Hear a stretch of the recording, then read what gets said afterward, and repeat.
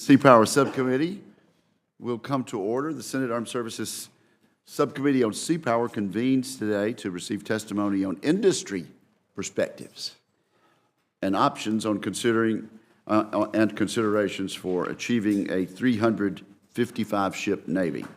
We welcome our three witnesses who are leaders in our shipbuilding industry. Mr. Brian Cuccias, Executive Vice President of Huntington Ingalls Industries and President of Ingalls Shipbuilding, representing America's largest shipbuilder with nearly 37,000 employees and with shipyards in Mississippi and Virginia. Also, Mr. John Casey, Executive Vice President of General Dynamics Marine Group, which includes 25,000 employees, with shipyards in California, Connecticut, Maine, and Rhode Island. And Mr. Matthew Paxton, President of Shipbuilders Council of America, a national trade association representing U.S. shipbuilders, ship repairers, and the shipyard supplier base with members in 34 states. Gentlemen, our subcommittee is grateful to you for agreeing to testify today. Your expertise and counsel will be invaluable in today and in the future as we consider options for increasing the size of our fleet. We have long argued that the United States Navy's dominant maritime position would not be possible without the unique skills, capabilities, and capacities across the maritime industrial base. So thank you for all you do.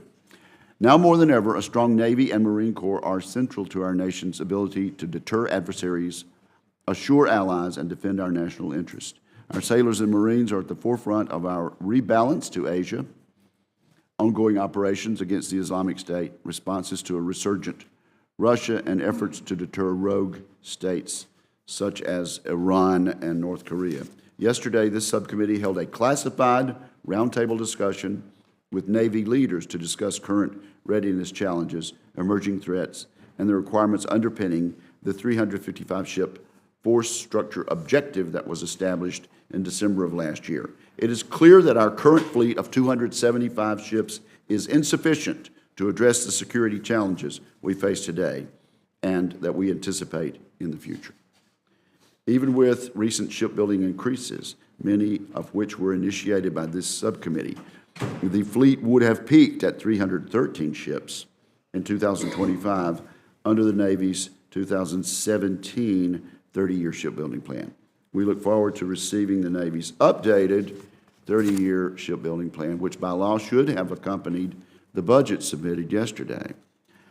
We'd like to receive that as soon as possible and expect it to contain a recommended path to achieving the 355-ship requirement. We want to help, and we want to lead in this regard. This morning, I would like to hear from our witnesses on what I consider four key issues. First, industrial base readiness to increase production. Last week, the Chief of Naval Operations released a white paper entitled The Future Navy, which identified 29 additional ships that could be procured over the next 7 years, or roughly 4 additional ships per year. This document states hot production lines can do more economically.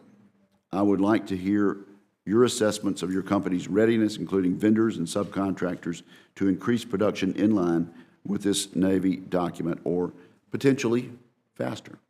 Second, the importance of stable and predictable workload. Shipbuilding requires a long-term commitment. For example, it takes millions of man-hours over 3 to 4 years to build each destroyer and about 5 years to build each fast attack submarine.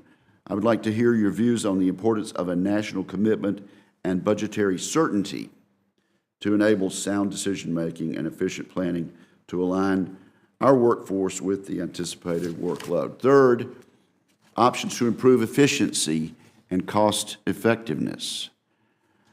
While this subcommittee will continue to exercise its oversight responsibilities on each shipbuilding program, there are certain authorities to save time and money that only Congress can authorize. In addition, I recognize companies of all sizes across the supply chain will need to invest in facilities, equipment, and workforce to meet higher demand if we are to get this done.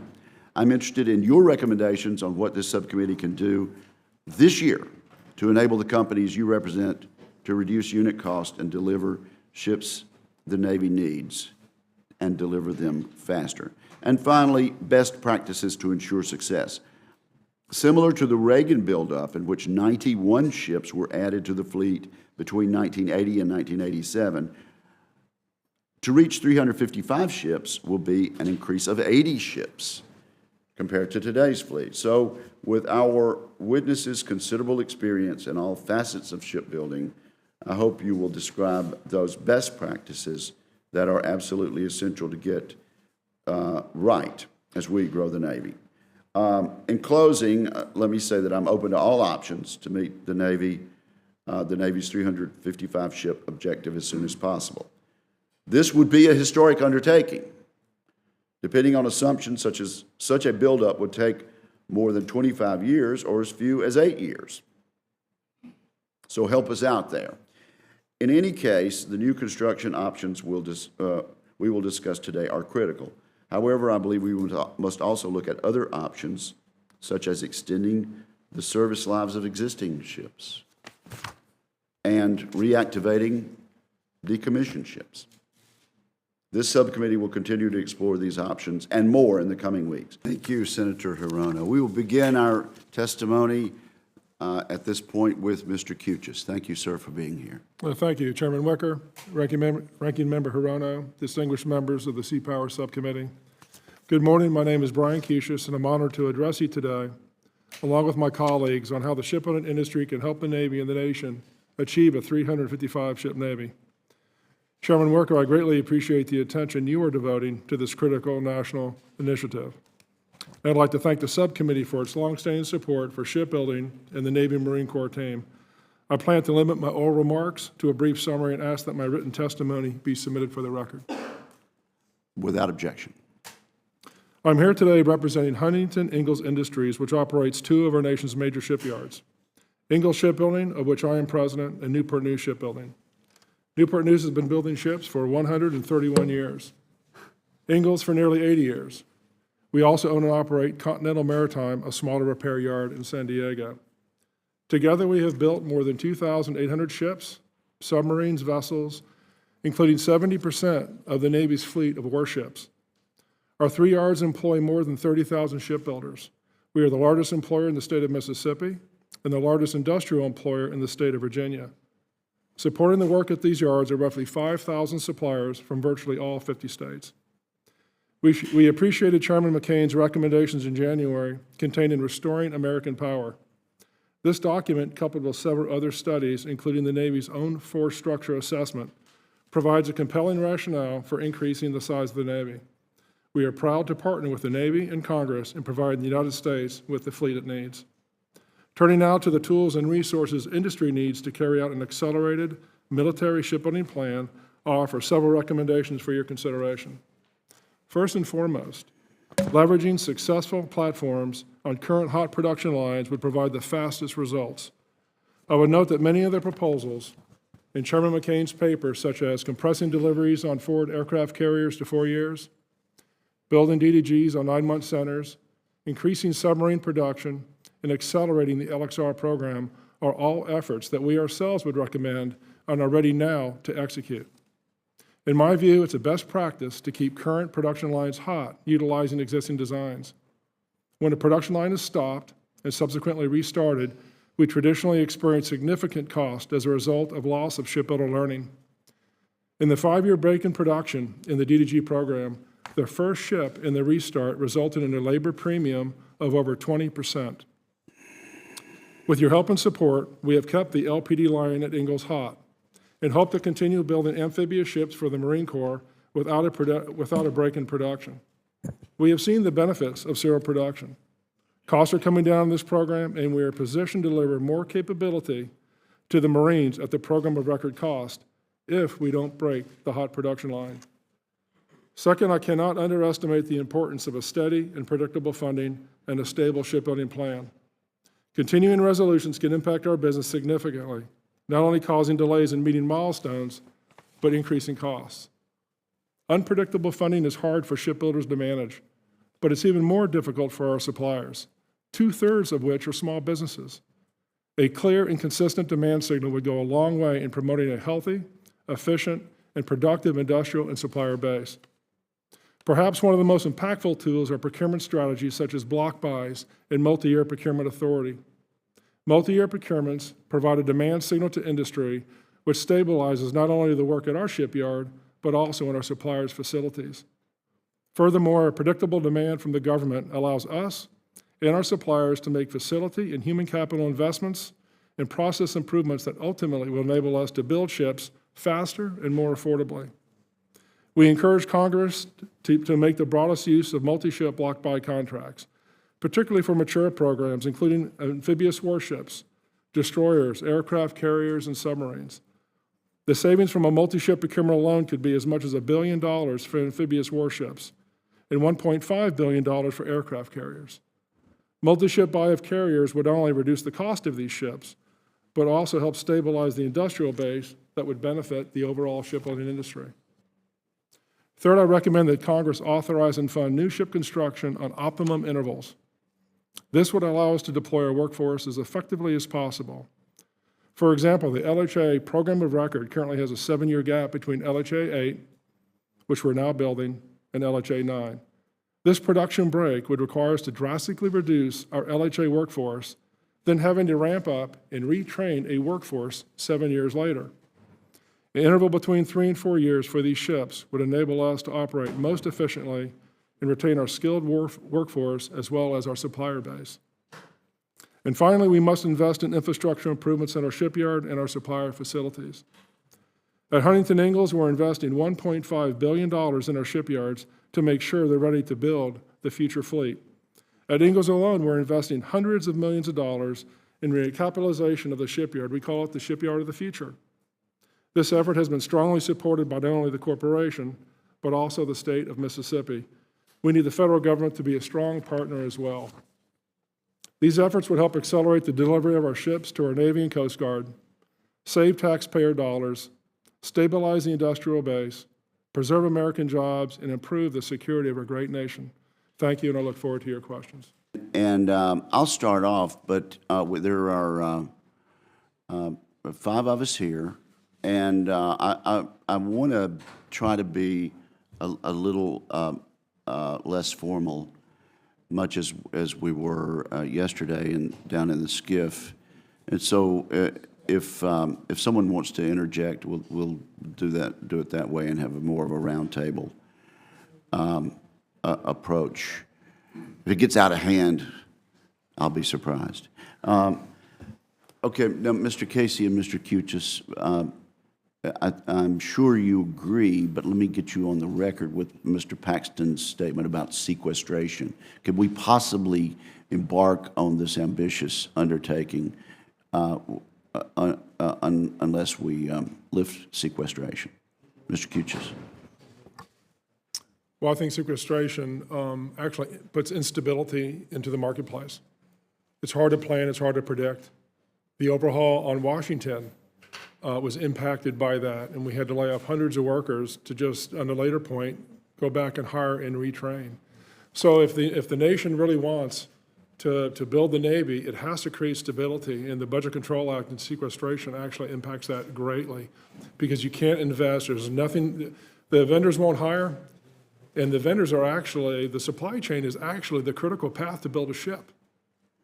You know, if the ship already exists, without the vendor and the supply base to provide the product and hire the resources they need to build, ships won't come on time.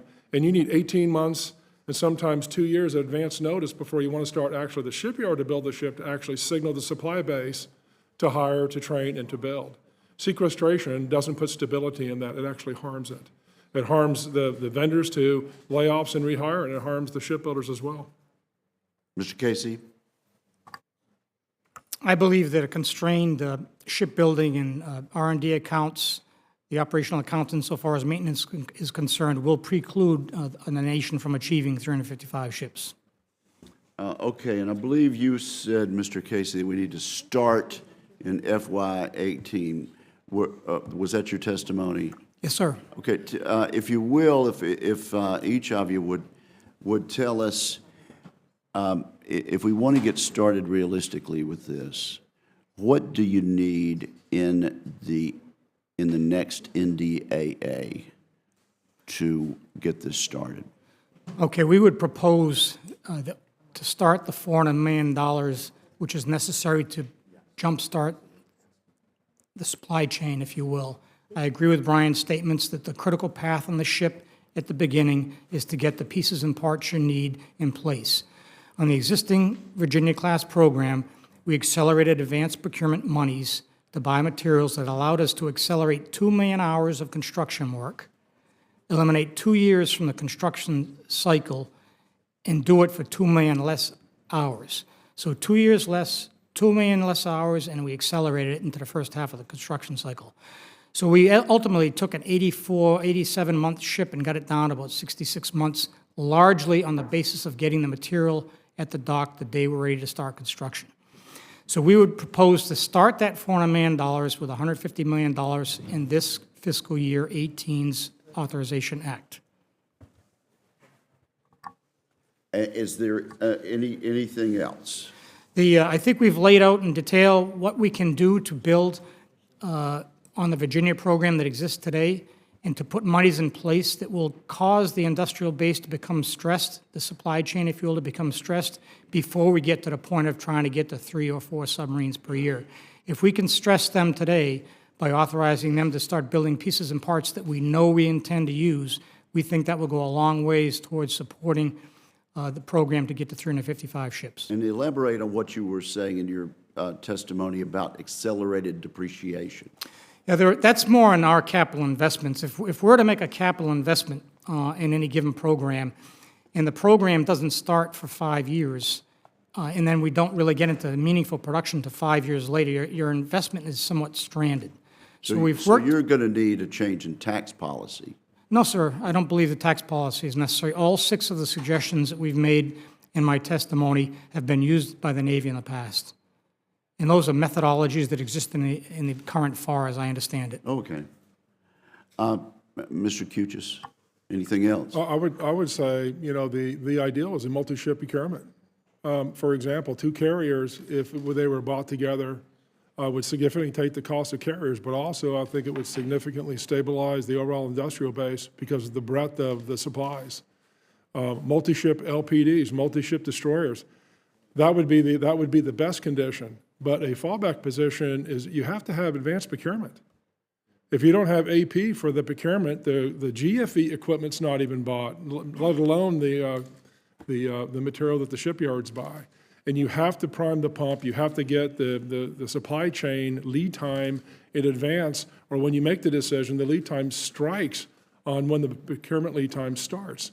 AP must be in there. Ideally, it's a multi-ship procurement, I believe, to answer the question.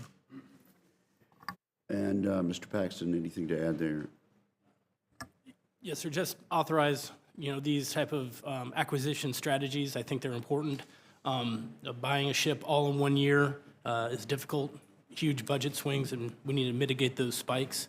If we're going to go to building 12 ships a year or more, if we don't have these acquisition strategies like advanced procurement, multi-year, multi-contract, block buys, it will be hard to see how you would do it. And the last thing, sir, I would say this committee can always encourage the Navy, not require, but encourage the Navy to get requirements stable and consistent, and let's build things when we're ready to go. Encourage the Navy to get programs set and locked in.